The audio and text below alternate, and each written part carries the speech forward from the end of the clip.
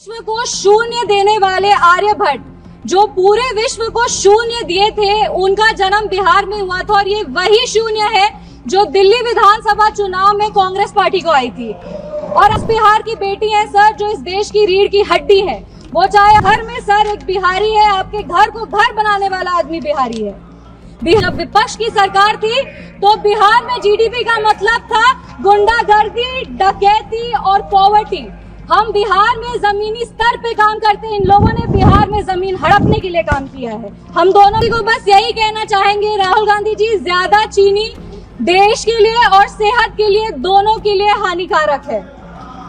को देखते हैं तो एक गाना याद आता है, देख जमाने की यारी बिछड़े सभी बारी बारी। और Bihar election will be the last nail in India alliances coffin. इसके बाद इंडिया अलायंस वैसे ही इस धरती पर से विलुप्त हो जाएगा जैसे किसी समय में डायनासोर हुए थे। अगर सभापति महोदय आज अपनी पार्टी लोक जनशक्ति पार्टी की तरफ से इस आम बजट के समर्थन में अपने पार्टी का जो पक्ष है उसको रखने के लिए खड़ी हुई हूँ, बधाई दूंगी हमारे यशस्वी प्रधानमंत्री श्री नरेंद्र मोदी जी का और माननीय वित्त मंत्री श्री निर्मला सीतारमण जी का, जिन्होंने सफलतापूर्वक अपना 8वां बजट इस सदन में पेश किया है।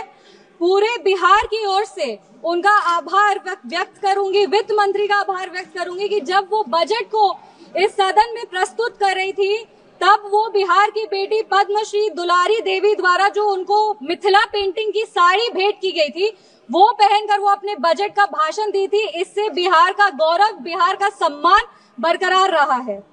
2037 तक विकसित भारत के निर्माण में सर ये बजट एक अहम भूमिका निभाएगी और सिर्फ भारत को विकसित बनाने में ही नहीं, बिहार को भी विकसित बनाने में और बिहार के विकास को एक नई गति प्रदान करने में ये बजट एक बहुत महत्वपूर्ण भूमिका में रहेगी।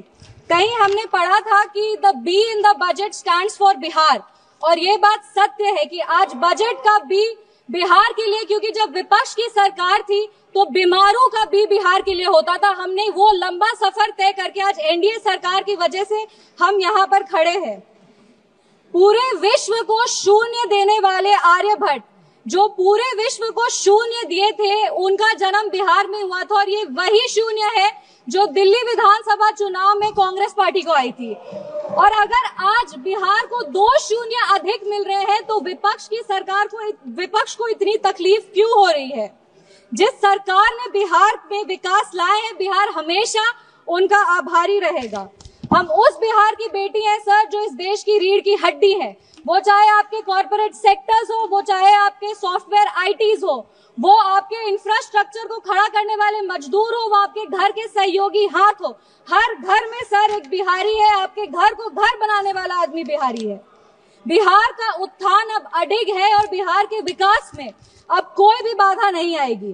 रीजनल फेवरेटिज्म की बात करते हैं सर, 2004 में डीएमके पार्टी के समर्थन के लिए तमिल को क्लासिकल लैंग्वेज घोषित कर दिया गया था और उसके लिए एक यूनिवर्सिटी की स्थापना भी की थी। तब बिहार वासी को और बिहारियों को कोई दिक्कत नहीं था, पर आज जब बिहार को ज्यादा मिल रहा है तो विपक्ष को इतनी तकलीफ क्यों हो रही है? बिहार में आज जीडीपी का मतलब है ग्रॉस डोमेस्टिक प्रोडक्ट, बट जब विपक्ष की सरकार थी तो बिहार में जीडीपी का मतलब था गुंडागर्दी, डकैती और पॉवर्टी। हम बिहार में जमीनी स्तर पे काम करते हैं, इन लोगों ने बिहार में जमीन हड़पने के लिए काम किया है। हम दोनों में बस यही अंतर है। संविधान विरोधी कहते हैं और नेता प्रतिपक्ष भी जब राष्ट्रपति अभिभाषण के धन्यवाद प्रस्ताव में बोल रहे थे तो जितने बार उन्होंने भारत का नाम नहीं लिया था, उससे ज्यादा वो चाइना के बारे में बात कर रहे थे। और ये इनका एक ट्रेडिशन रहा है कि चाइना के मॉडल से ये बहुत प्रभावित रहते हैं। नेशनल एडवाइजरी काउंसिल भी चाइना से प्रेरणा लेकर के ही स्थापित की गई थी। हम राहुल गांधी जी को बस यही कहना चाहेंगे, राहुल गांधी जी, ज्यादा चीनी देश के लिए और सेहत के लिए, दोनों के लिए हानिकारक है। इंडिया अलायंस को देखते हैं सर तो एक गाना याद आता है, देख जमाने की यारी बिछड़े सभी बारी बारी। और Bihar election will be the last nail in India alliances coffin. इसके बाद इंडिया अलायंस वैसे ही इस धरती पर से विलुप्त हो जाएगा जैसे किसी समय में डायनासोर हुए थे। अगर हम बजट की बात करें तो वित्त मंत्री जी ने 50 लाख करोड़ का बजट दिया है, जिसमें 11,21,000 जो है वो कैपिटल एक्सपेंडिचर है। ये हमारे देश के निर्माण में एक अहम भूमिका निभाएगी। वित्त मंत्री जी ने अपनी भाषण की शुरुआत ही सरकार के एफर्ट्स को रेखांकित करते हुए कहा कि इस बजट का फोकस्ड ग्रोथ पे है, इंक्लूसिव डेवलपमेंट पे है, प्राइवेट सेक्टर इन्वेस्टमेंट पे है और enhancing spending power of India's riding middle class पे है। ये बजट एक गाइडिंग फोर्स के रूप में अपने आप को स्थापित करेगा और ये इस बजट का ही परिणाम है कि इतनी ग्लोबल अनसर्टेनिटीज के बावजूद भी हमारा देश एक फास्टेस्ट ग्रोइंग इकोनॉमी है। Sir, I am the only speaker from my party, मेरे को अपनी बात पूरी करने का पर्याप्त समय मिलना चाहिए। No nation can prosper without respecting its farmers. किसान हमारे अन्नदाता है, अन्नपूर्णा देवी का साक्षात स्वरूप हमारे किसान है। काफी सारी ऐसी योजनाएं जो आत्मनिर्भर विचारधारा से किसानों को सशक्त करने के लिए लिया जा रहा है। प्रधानमंत्री धन धान्य कृषि योजना हो, जो 100 जिले जिसमें कम उत्पाद होते हैं वहां पर लगभग 150 करोड़ किसानों को ये योजना जो है वो फायदा देगी। वो फसल विविधीकरण हो, सिंचाई हो या ऋण उपलब्ध कराना हो, इस योजना के तहत किसानों को सशक्त किया जाएगा। Rural prosperity and resilience programme के तहत ग्रामीण क्षेत्रों को मजबूत किया जाएगा, आर्थिक रूप से उनका सशक्तिकरण होगा। आत्मनिर्भरता in pulses. Sir, I am the only speaker from my party sir, I have enough time, I know. Mission for आत्मनिर्भरता इन पल्सेस के तहत तूर, उड़द, मसूर दाल जैसे जो उत्पादन है उसको भी पूरा किया जाएगा। आप कम समय दे रहे हैं इसीलिए हम फोकस पे आते हैं। दलितों का उत्थान के लिए सरकार ने क्या काम किया। पद्मश्री आचार्य किशोर कुणाल ने अपनी किताब दलित देवो भव में लिखा था, जिस दिन समता की आधारशिला पर बनेगा सुदृढ़ वितान, धन्य होगा यह देश और संगठन हमारा होगा अत्यंत महान। जब भारत के भाल पर सुशोभित होगी जाति समता की पताका, तब मिटेगी इस देश की दारुण दुखों की राका। इसी को आधारशिला बनाते हुए, एक सेकंड सर प्लीज, एक second sir, let me complete.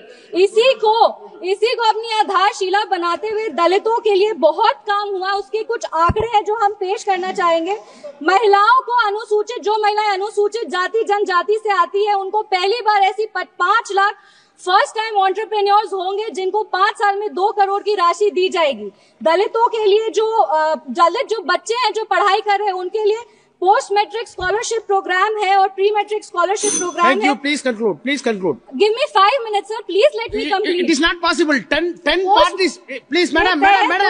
10 parties together have been allotted only 17 minutes. Already you took 7 minutes. Post matric scholarship scheme के तहत 2024 में लगभग 4.5 लाख ऐसी छात्रों को 5 करोड़ की छात्रवृत्ति वितरित की गई है और प्री मैट्रिक स्कॉलरशिप स्कीम के तहत 18 लाख छात्रों को 437 करोड़ की राशि दी गई है। सर, अनुसूचित जनजाति बिहार में लगातार जातियों को सिर्फ राजनीतिक लाभ के लिए इस्तेमाल किया गया था जब विपक्ष की सरकार थी।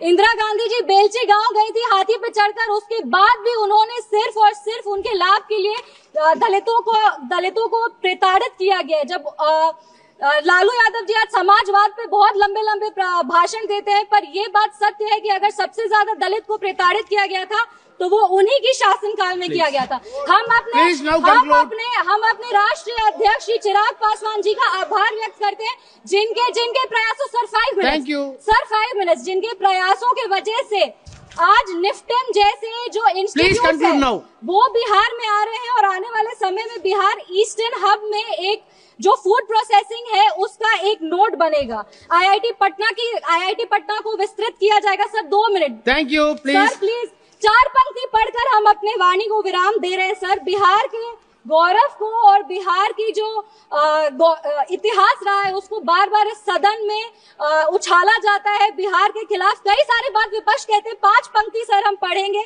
चाणक्य सा ज्ञानी हूँ मैं, जनक सा स्वाभिमानी हूँ मैं, मांझी सा जिद्दी हूँ मैं, बोध गया में सिद्धि हूँ मैं, आर्यभट्ट सा गणितज्ञ हूँ मैं, डॉक्टर राजेंद्र प्रसाद सा राजनीतिज्ञ हूँ मैं, शेर का दहाड़ हूँ मैं, हाँ बिहार हूँ मैं, मिथिला की मिठास हूँ मैं, वैशाली का इतिहास हूँ मैं, मगध का साम्राज्य। Thank you chair. Amar Ujala Jeevanjali के सारथी की मदद लें और महाकुंभ में स्नान जरूर करें।